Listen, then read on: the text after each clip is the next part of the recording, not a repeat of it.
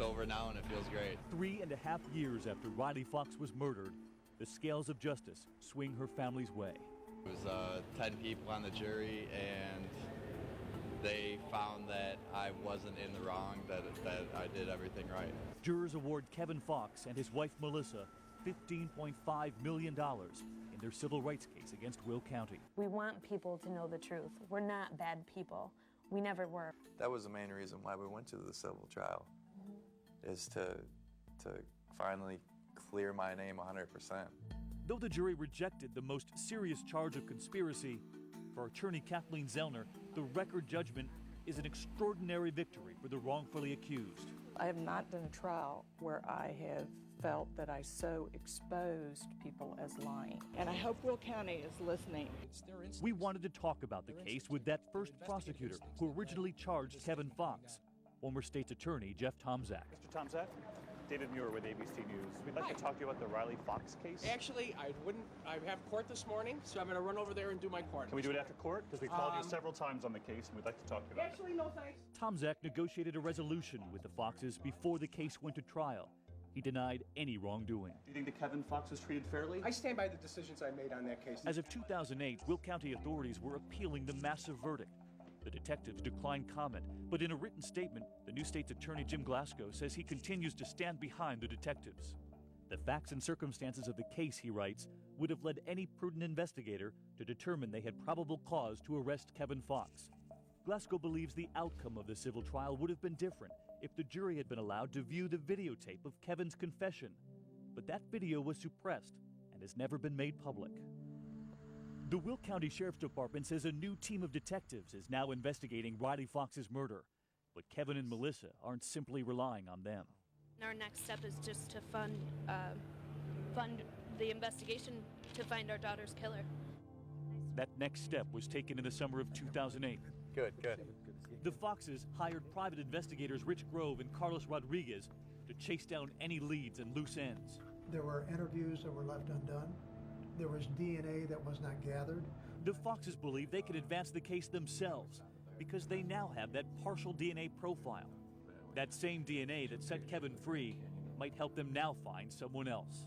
YSTR profiling can't identify someone uniquely, like nuclear DNA, but it could certainly start a conversation with an investigator.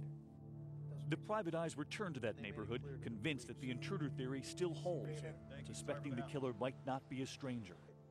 In my opinion, the killer is someone who knows of the child, somebody that knew the area.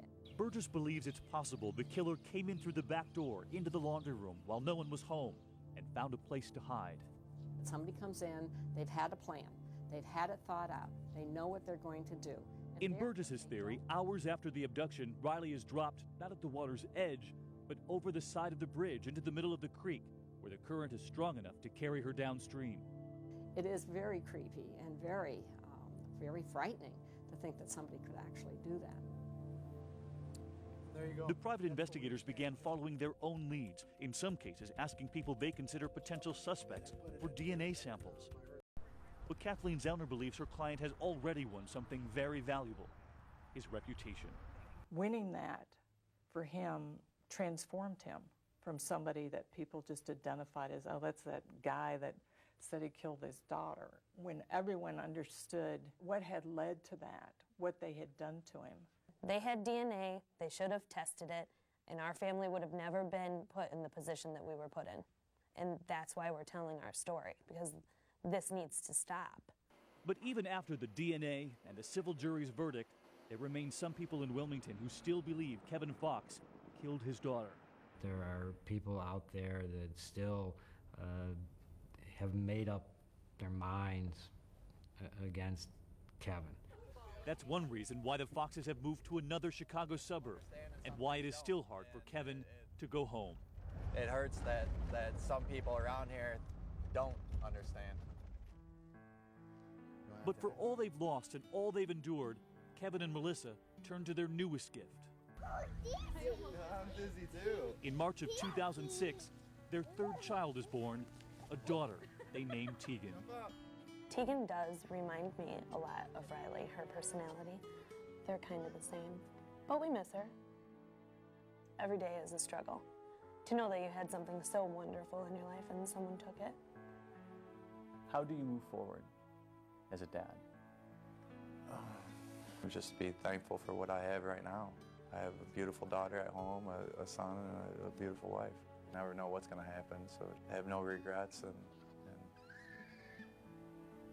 just enjoy what you have.